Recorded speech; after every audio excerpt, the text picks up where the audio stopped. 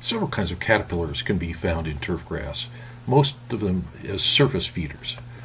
The big two groups are sod webworms and cutworms. Sod webworms are a complex of perhaps a half dozen or more species in the region have a caterpillar stage that feeds on grasses, usually producing a silken structure within which they rest during the day, and then come out and feed on the surface blades in the evening. That's the habit of most sod webworms, so these are grass-feeding caterpillars.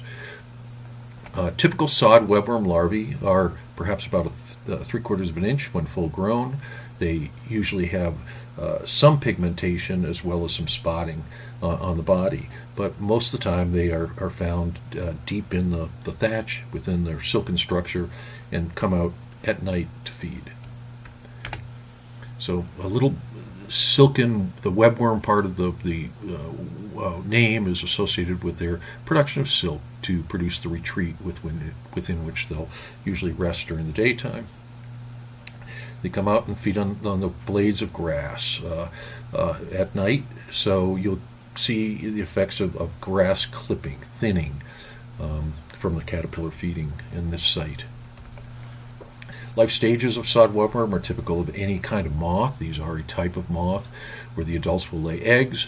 The eggs will turn into a larval stage that will gradually get bigger as it feeds, molts, and progresses ultimately to the last stage, which then pupates. An adult comes out of pupa. Sod webworm adults are generally about half to 3/4 of an inch long. They hold their wings kind of rolled over their body at rest. During the daytime, they're found on foliage of the grass, but more often they're found at the edges of lawns, resting on shrubbery, and they come out at night. So there are several kinds of sod webworm adults. Again, a half dozen or more may be found on a lawn in many areas of Colorado and other areas within the region. But they generally look the same. The patterning on the body might be different, but the general body form is similar. And you might see some of these when you're walking across a lawn and disturb them to flight. They'll make a short flight, then resume resting on the grass blade. Now, in terms of their general biology, almost all the sod webworms we have would be overwintering as larvae, so they will be feeding in spring, resuming feeding in spring, and they may do some feeding in warm periods during the wintertime as well. Most have two generations with a peak feeding cycle from the overwintered larvae in early spring, and then a second generation you're going to see sometime in summer. During the daytime, the adults are resting on grass or adjacent vegetation. They come out at dusk and at night and lay their eggs scattered over the grass. They will drop the eggs while in flight. Typical damage, though, will be a spring kind of injury, and the symptom that may often be noticed is areas of the lawn just don't green up as fast because the grass blades are being clipped by the larvae, so they keep them clipped back for a while. Not nearly as damaging a type of injury as, say, something that would be feeding within the crown and killing the plant, like a bill bug, or feeding on the roots and cutting off the water, as the white grubs do. So they're fairly well tolerated by the plants and often can outgrow this injury. But if you have very high numbers, you will see quite a bit of cutting back of the plants, and perhaps in very exceptional situations, a little bit of turf area might be killed. One symptom that sod webworms are in a lawn are that they are attractive and used as food for many kinds of birds, particularly blackbirds, grackles, starlings, and the like. You'll see these on lawns. They're searching for something, and usually what they're searching for are caterpillars to take back to the nest to feed their young. And the caterpillars that are found in lawns are sod webworms as well as cutworms. So lots of blackbirds feeding on a lawn is probably telling you that you have some sod webworms in a lawn. Probably not enough to hurt it, but they're there. And then you might come back to an area and see that there are little peck holes in the sod, and this has been produced by birds that have sought and extracted caterpillars out of the lawn. Now, were you to try to make a diagnostic um, uh, attempt at sod webworm damage, there are a couple things you might look for. One is that they usually leave piles of their frass, their droppings, at the base of where they have been resting and feeding. And these might be yellow, yellow-green, or a darker green color, but they're in little piles. So these fecal pellets are a diagnostic feature to look for. So piles where they rest may be observed if you closely examine the base of plants where you suspect there may have been sod webworms or cutworms. Cutworms will also leave these fecal droppings as well, both kinds of caterpillars. So, diagnosis of a sod webworm injury to a lawn would be usually a slower greening up of areas of the lawn in spring, because they're continuously cutting back parts of the grass so it doesn't grow quite as quickly. Blackbirds feeding on the lawn is usually going to be sod webworms. Of course, if there's other birds on lawns, if you see robins, they're going after the earthworms, and if you see flickers, they're going after the ants. But the blackbirds are going after caterpillars, sod webworms and cutworms. And on close inspection, you may see these little piles of pelleted frass at the base of where they have been feeding in the thatch of the turf. Now, that being said, with sod webworms, there is an oddball species, one we call the cranberry girdler, which is different in several kinds of habits. One, it does not limit its feeding just to grasses, as the name cranberry girdler may indicate. It was first described damaging cranberries. But it is different in a couple of other kinds of aspects. The cranberry girdler is a sod webworm that feeds below ground. It is a root-feeding species. It is a subterranean sod webworm. And as such, when you look at a larva of this species versus the others, you'll see an absence of pigmentation, the dark spotting that you would see for a surface feeder, but not one that sustains its development underground. The adults lay their eggs at dusk, but the time when they're laying their eggs is mid to late summer. They have one generation a year. So this occurs below ground and has peak injury late in the year. So it's quite a bit different from any of the other kinds of sod webworms. And if anything, you might mistake it in terms of the injury pattern as a white grub. But instead it's a caterpillar, feeding in the crown area, upper root zone, peak injury late in the season, perhaps even going into October. So, diagnosing a cranberry girdler problem, you have a suspect area of turfgrass that's showing injury in September, October, injury from root damage. You part the grass to expose the upper root zone area and look for those larvae. And again, they are not going to be pigmented like a typical sod webworm. They're going to have an orange head, but they are going to be fairly different in terms of their appearance from the other subterranean insects we've discussed, a white grub or a billbug. Much more elongate body.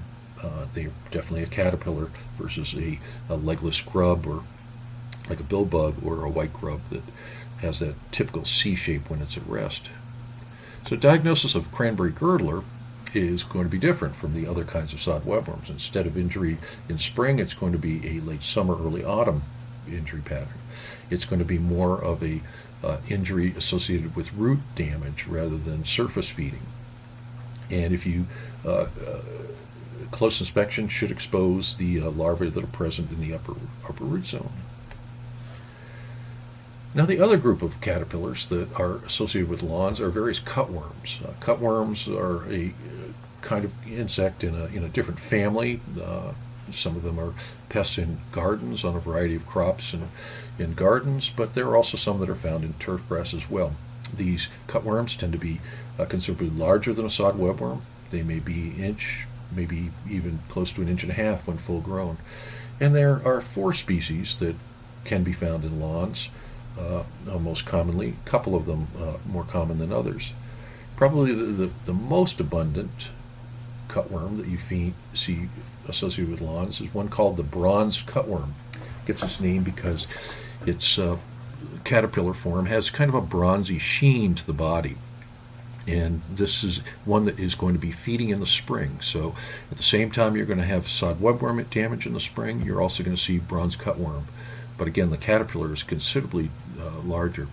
One generation a year with this species, the adults laying their eggs in August, September, the caterpillar being the overwintering stage, feeding perhaps sometime during the winter, but finishing its feeding and being full grown and doing the most damage in springtime, concurrent with the sod webworms.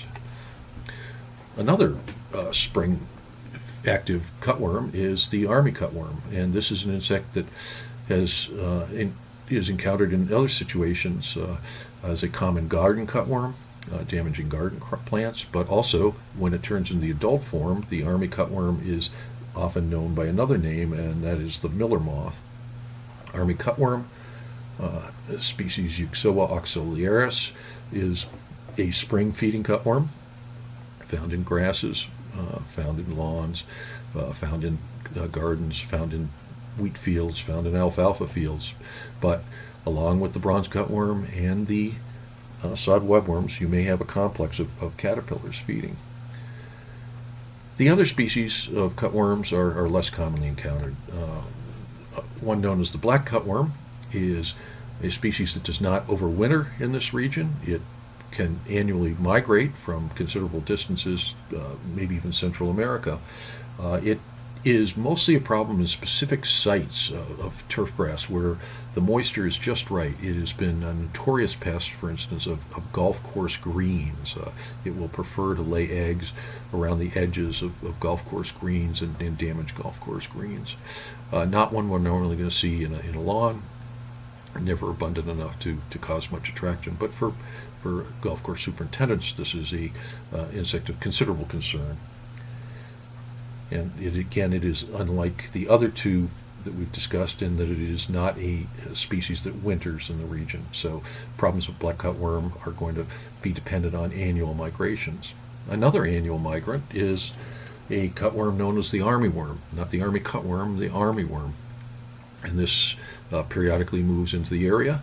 Usually it is laying eggs more in summer, maybe late summer. It usually lays eggs in denser, ranker vegetation, so you have very high rank growth in a turf area that hasn't been mowed for a while. That's usually where they're going to lay eggs.